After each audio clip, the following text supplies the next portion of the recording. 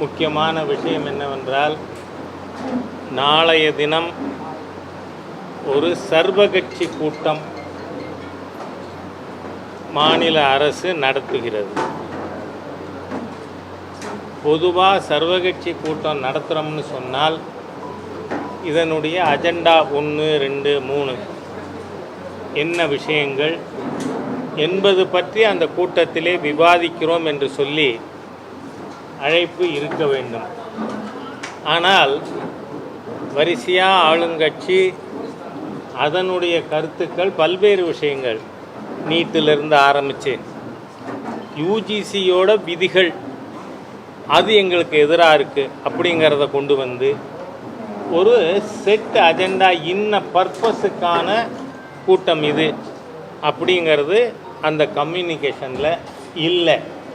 So இது purposeless political கேம்பெயினுக்காக கூட்டப்பட்டிருப்பதாக Bharatiya Janata கட்சி உணர்கிறது. உண்மையும் அதுதாங்கிற காரணத்தினால தான் பாரதிய ஜனதா கட்சி இந்த கூட்டத்தில் பங்கு பெறுவதில்லை என்று நாம் முடிவு செய்திருக்கிறோம்.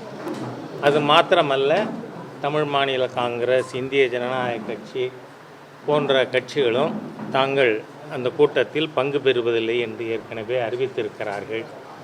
ஆகவே இது ஒரு குறிக்கோளற்ற மத்திய அரசை தாக்குகின்ற ஒரு ஃபோரமாக தான் தெரியுது. காரணம் என்ன? மத்திய அரசாங்கம் டீலிமிட்டேஷன் பற்றி ஏதாவது அறிவிப்பு கொடுத்துருக்கமா? இல்லை. தேர்தல் கமிஷன் ஏதாவது இது பற்றி குறிப்பிட்டு இருக்கிறதா, அறிவித்திருக்கிறதா? இல்லை.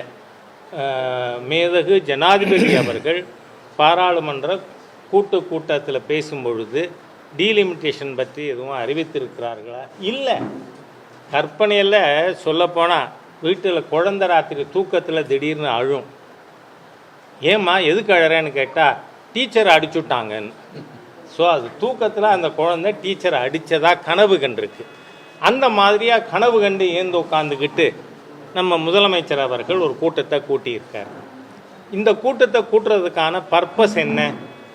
நீங்கள் பார்த்தீங்கன்னா, தேசிய கல்விக் கொள்கையிலே, அது ஒன்றும் புதிய கல்விக் கொள்கை இல்லை, 1985 ராஜீவ்காந்தி அவர்கள் பிரதமராக இருந்த பொழுது கொண்டு வரப்பட்டதில் திரு கஸ்தூரி ரங்கன் அவர்கள் தலைமையில் ஒரு கமிட்டி போட்டு அதில் மாற்றங்கள் கொண்டு வந்திருக்கோம். மாற்றங்கள் எப்படி வந்திருக்கு? திராவிட முன்னேற்ற கழகம், காங்கிரஸ், ஐக்கிய முற்போக்கு கூட்டணி அரசாங்கம் இருந்த காலகட்டத்தில் கூட 2004 14 வரை ஒன்று லோக்கல் லாங்குவேஜ், உள்ளூர் மொழி, மாநில மொழி, 2வது ஆங்கிலம், 3வது ஹிந்தி அல்லது சம்ஸ்கிருதம், அப்படி தான் இருந்தது. ஆனால் மாண்புமிகு பிரதமர் மோடி அவர்கள் ஆட்சி பொறுப்பிற்கு வந்த பிறகு அதில் திரு கஸ்தூரங்கன் அவர்கள் தலைமையில் கமிட்டி அமைச்சு அது சில மாற்றங்கள் கொண்டு வந்திருக்கு. என்ன மாற்றம்? உள்ளூர் மொழி, ஆங்கிலம், அடுத்து any one of the Indian languages, இந்திய மொழிகள் ஏதேனும் ஒன்று. இதில் ஹிந்தி எங்கே வந்திருக்கு? இவங்க திருப்பி பழைய பஞ்சாங்கத்தை தூக்கிட்டு வந்து ஹிந்திங்கிறாங்க. செய்திகளை உடனுக்குடனும் துல்லியமாகவும் தெரிந்து கொள்ள சப்ஸ்கிரைப் பண்ணுங்க.